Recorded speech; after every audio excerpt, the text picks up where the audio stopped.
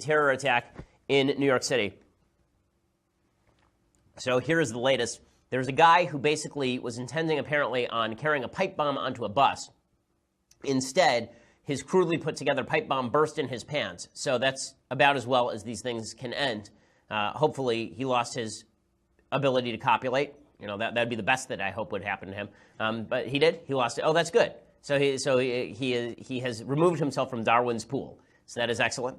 According to CBS New York, a suspect carrying a crudely assembled improvised bomb is now in custody following a blast in the underground walkway between Times Square and the Port Authority bus terminal on Monday morning. The blast happened around 7:20 a.m. during morning rush hour. 3 other people suffered minor injuries that are not considered life-threatening. The other 3 transported themselves to area hospitals, so that means they're not too badly off if they can transport themselves. They had symptoms like ringing ears. The suspect has now been identified as Akayad Ullah, 27, who was wearing an improvised explosive device, according to Police Commissioner James O'Neill. I'm shocked. I thought for sure it was going to be Bob Smith, Mormon out of Utah. But it turns out it was Akayad Ullah from Bangladesh.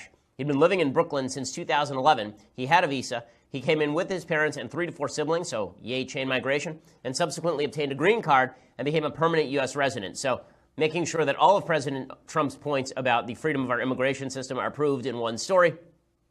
And this fellow decided to join up with ISIS, apparently. He made statements that he was inspired by ISIS. The pictures do not look good for this guy.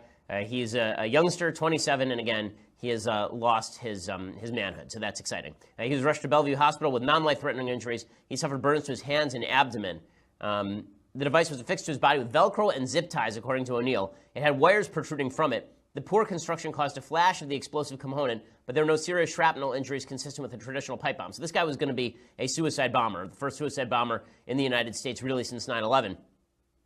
Federal law enforcement officials said the device malfunctioned. It did not fully detonate. There was a second device found on him. According to Representative Peter King, he may have been inspired by ISIS. He could have been inspired by Al-Qaeda. That he was at the very least inspired by Islamist terrorism. It could turn out this is part of a larger plot. We don't know at this point what the full story is. They had to shut down the Times Square entrance to the subway because of the terror attack, but they will be reopening it, I believe, momentarily. So that one ends about as well as that one can end. President Trump has not tweeted about it yet. I'm certain that it will be all about immigration, which makes perfect sense because, again, this guy came in from Bangladesh with his family, and then he was allowed to get a green card.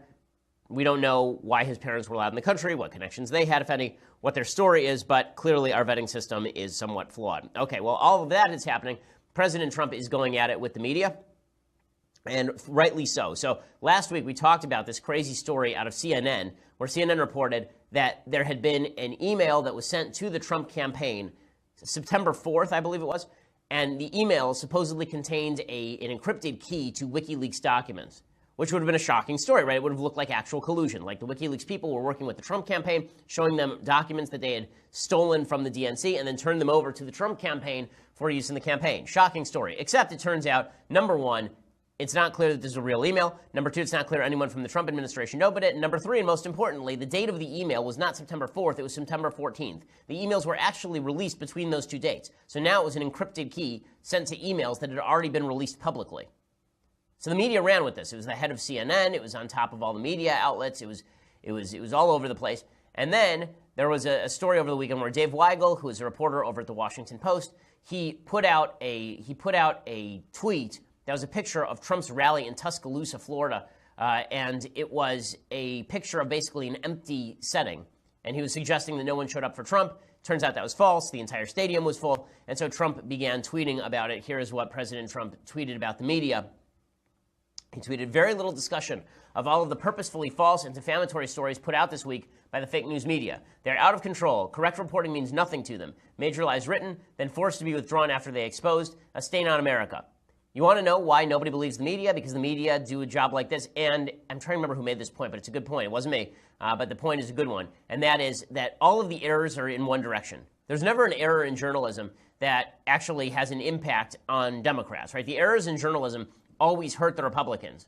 And so you have to think that this has something to do with the bias in the media, right? Weigel, who is, from what I can tell, a nice guy. I've dealt with him a little bit, but he's certainly of the left. I mean, he was part of the so-called journal list on which several years ago, this would have been like 2012, 2011, in which Weigel was part of this list of journalists who were kind of talking about stories, all of them from a left-wing perspective. Trump at his rally talked about the fake news, and he said that they are not spending any time talking about the economy, which is also true.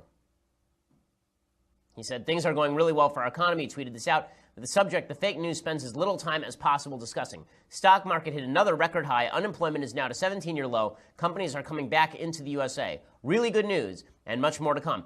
All of this is true, right? Unemployment is at a 17-year low. The stock market is at another record high. And a lot of that is due to the feeling, not that President Trump is necessarily getting huge things done, but that President Trump is not going to threaten the economy. One of the reasons money sits on the sidelines is uncertainty.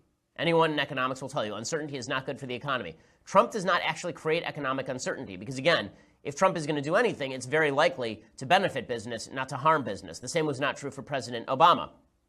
So Trump is right. The media have spent very little time talking about the economy. Now, to be fair to the media a little bit, President Trump doesn't spend a ton of time talking about the economy either, but it is also true that the media go out of their way to pick stories that are not good for President Trump. And Dave Weigel, by the way, came out and apologized for having sent all of this, for having sent this tweet with the empty stadium after Trump came out and criticized him personally and suggested that he might be fired.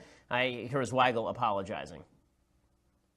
Do we have that? No, that's not available. Okay, so in any case, here it is. Sure thing, I apologize. I deleted the photo after David Martotsko told me I'd gotten it wrong. Was confused by the image of you walking in the bottom right-hand corner. It was a bad tweet on my personal account, not a story for the Washington Post.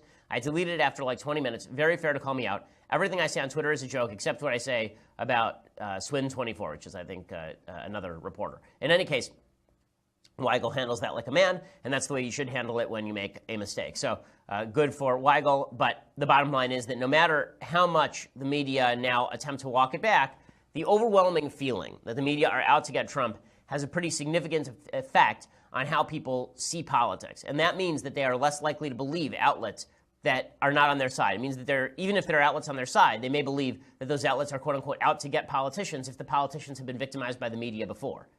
And this is not good. It's not good for the media. It's not good for politics. It's not good for the soul of the American people. Trump is not wrong, again, to attack the media on a routine basis. The media have attacked Trump on a routine basis. However, Trump's attacks on the media are just polarizing politics even more. I wish that Trump would restrict his attacks on the media to things like the CNN thing. I think that when Trump attacks the media fairly, I'm on his side. When he attacks it unfairly, I am not on his side. But the bottom line is this is the backdrop to the entire political conversation we're having. And the reason this is important is because now we are involved in a knockdown, drag-out race in Alabama, and how people are voting in Alabama is impacted largely by their view of the media. I would suggest that if you ask a couple of poll questions, poll question number one, how many people think that Roy Moore is innocent? And poll question number two, how many people trust the media? I would suggest that exactly the same people who say they have no trust in the media think Roy Moore is innocent. Meaning that it's not really about Roy Moore being innocent, it's about distrust in the media, distrust of the narrative, the suggestion that Roy Moore is being unfairly targeted. And the problem is that any resistance to Moore by anyone is now going to be linked up by the same people who attribute this to the media. They're going to say that anyone who sides against Moore is now part of the media establishment, part of the media elite. So one of those people is Richard Shelby. Richard Shelby is the senior Republican in Alabama in the Senate, and he says that he did not vote for Roy Moore. He already voted. He voted right in. Well, you're going to wake up on Wednesday, and one of these two men, Roy Moore or Doug Jones, is going to be your fellow senator from Alabama. Which one would you rather deal with on a professional level? Well, I don't have to answer that question today. I had rather see another Republican in there, and I'm going to stay with that story. I'm not going to vote for the Democrat. I didn't vote for the Democrat or advocate for the Democrat, but I couldn't vote for Roy Moore. The state of Alabama deserves better. I think we've got a lot of great Republicans that could have won and carried the state beautifully and served in the Senate honorably. And I think that there's a lot of truth to what Richard Shelby is saying here. The problem is, once again, people have bought into the narrative fight, and once they bought into the narrative fight, they're not going to snap out of it. So there are two polls out today on Alabama. Poll number one from Fox News says that Doug Jones is up 10 points in Alabama.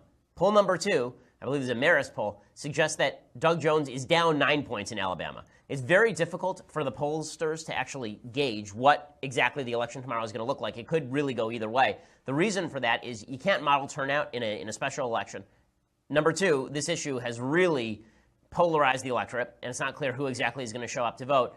And number three, the media attention on the race means that different people may show up to vote. So the pollsters are having a very difficult time figuring out exactly how this race is going to go. Bottom line is it could go either way at this point. It's not clear that Jones is going to win. It's not clear that Moore is going to lose.